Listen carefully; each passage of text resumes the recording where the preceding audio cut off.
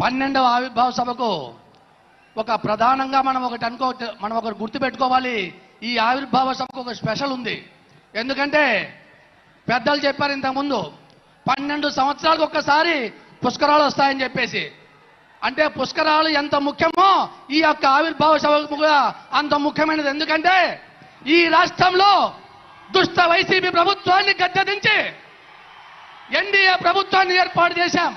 అది అందులో ముఖ్య భూమిక మన ఉప ముఖ్యమంత్రి వర్యులు శ్రీ పవన్ కళ్యాణ్ గారు పోషించారు. ఎందుకంటే ఈ రాష్ట్రంలో ఈ యొక్క దుష్ట వైసీపీ ప్రభుత్వాన్ని గద్దెదించేందుకు ఆయన దేశంలో బీజేపీని, తెలుగుదేశం, జనసేన పార్టీని ఏకతాటిపైకి తీసుకొచ్చి ఈ యొక్క వైసీపీని ఎదుర్కోవడం జరిగింది.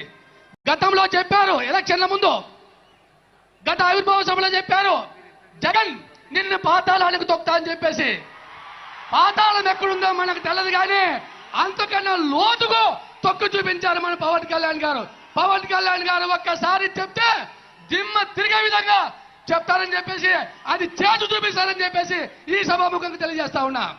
జగన్ చెప్పేవాడు వై నాట్ 175 అని. ఒకటే గుర్తు పెట్టుకో జగన్మోహన్ రెడ్డి గారు, 151 ఉంటే మధ్యలో 5 లేసిపోయింది, ఆ ఒకటి ఈ ఒకటి నిలబడింది. అంటే 11 సీట్లు నిలబడ్డాయి నీకు.